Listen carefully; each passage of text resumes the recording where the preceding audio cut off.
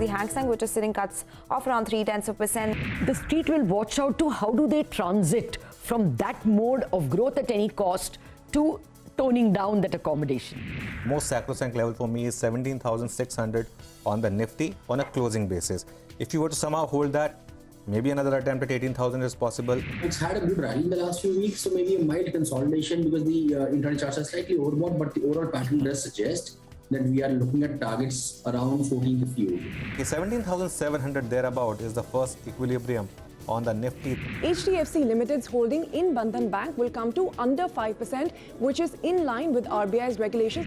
We in the Reserve Bank stand resolute and in readiness to defend the economy and navigate out of the current storm. The Nifty's picked up about 50 points from the lows. It's now hovering with a minor gain of close to about 0.1%. Abu Dhabi-based IHC Capital Holdings will invest up to 15,400 crores in 3 Adani Group companies. The situation is dynamic and fast changing, and all our actions will be tailored accordingly. The RBI have always believed that the GDP growth was not of a durable quality. The Nifty is just about 20 points off its day's high. Good afternoon and welcome to Closing Bell. I'm Anuj. With me is Prashant today, and of course what we have right now, Prashant, is a big bull charge. Now perhaps the absolute amount of the rally is a bit stunning, but if you heard our morning commentary as well, from the algo point of view, the moment 17,600 was defended, you saw a big rally, and there was a sharp rally as soon as 17,600 was defended. And a lot of, actually this rally is being driven by a lot of old economy stocks. ITC is doing well, Reliance is doing well, and of course some of the IT stocks have also done well. Also the mid-cap market, which has been strong through the week, continues to remain strong. In fact, the mid-cap index is up 4% this week. All through this week, we have very strong advance decline, except yesterday. And of course, this big rally in cement stock, big rally happening in consumption names, both discretionary and non-discretionary. So we'll discuss all of that as we move along. Prashant, hi, good afternoon. Anuj, hi. I mean, you'd imagine that maybe looking at, if you were asleep and you suddenly looked at just the Nifty, you would think there's a rate cut, right? Yes. We were having lunch, until then the market was absolutely doing nothing, and then we came back and all of a sudden this move. If anything, Anuj, there is a stealth rate hike, which is basically what has happened, right? So policy rates, etc., have all been kept unchanged. But importantly, the RBI has introduced something called the standing deposit facility at 3.7%, 3.75%, beg your pardon. What that does is it creates a floor for all overnight rates, right? I mean, all short-term rates, 3.75%.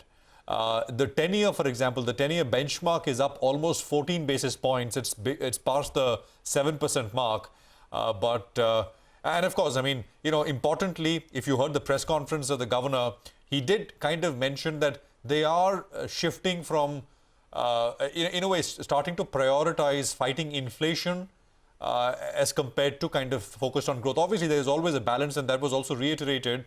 But subtly, the message was put out that inflation once again becomes the #1 priority. And of course, I mean, it does seem like in the next policy meeting, there will be a hike. I mean, there is absolutely no doubt about that. The market's doing what it is doing, but just a couple of things that I wanted to put on the table. Prashant, on that, completely with you. And I think in a way, if there was, if the RBI had kept the stance absolutely accommodative, and they had not hinted this, and they had been as dovish as they were like last time, the market would have actually sold off. I think this market used to give a lot of premium to RBI for being ahead of the curve. And I think the RBI was being, accused of being slightly behind the curve this time round. So I think in that sense, as you said, it's a clear indication that rate hikes are coming, and at least that accommodative stance, which was a complete accommodative stance, at least that's got reduced. And that explains a bit of a strength in currency as well. From the rating agency point of view, I think it was an important point. And so my sense is that, this is a market which, actually, rates in system have already gone up. It doesn't matter whether RBI hikes or not. So at least, if the market gets the confidence, yes, we have an RBI which is now going to play ball and is watching out for inflation as a hawk, because inflation is going to emerge as the biggest risk to this market that everyone has said to us. Absolutely. I mean, as I said, it's already, I mean, what we've seen today is already a stealth rate hike. I mean, no other way to put it. The new floor is 40 basis points higher than before. I mean, what else do you call it? For now, 17,800 plus is what we have. The recovery from the lows is a massive 200 points. Let's quickly tell you what's lined up here on the show. Large block deal in Bandhan Bank with 3.1% equity changing hands. Sources tell CNBC-TV18 that HDFC is likely to have sold part of the stake in the company. Details on that coming up in just a bit. Next, Cholamandalam investment surges in trade on the back of a strong fourth quarter business details. Details in a bit. And Ruchi Soya is higher in trade big time after its FPO lists today at 850, a 30% premium to the issue price of 650 rupees per share. More on that as well. And finally, we'll get chatting about the markets with our alpha manager of the day, Ronak Konkar of Parag Parag Financial Advisory Mutual Fund in just a bit. Okay, but first up, we have last hour calls lined up with Mitessh Thakkar. Mitessh, good afternoon. The markets made a turn, and how, the Nifty is up 175 points from the day's low, 200 points. Your thoughts? And what would be your calls now? Yesterday and day before yesterday, I was planning to, we in fact did attempt intraday longs, which didn't yield anything, hardly made money. And today I was not very sure whether we get a bounce back, because after the first strong opening, we were kind of selling off. So we didn't attempt a long on the index, though we have been trading with long biases in stocks. But I think good to see that the market has come back and gaining some mojo again. I think it's important, as you were highlighting, that 17,600, 17,620 zone kind of held. And, if the market can now basically do some sideways consolidation between 17,900 to about 17,600, then it could build a base to reattempt 18,200, 300 zone. So in that sense, I think, positive, but today's action is important, confirming 17,600 as a strong support pivot.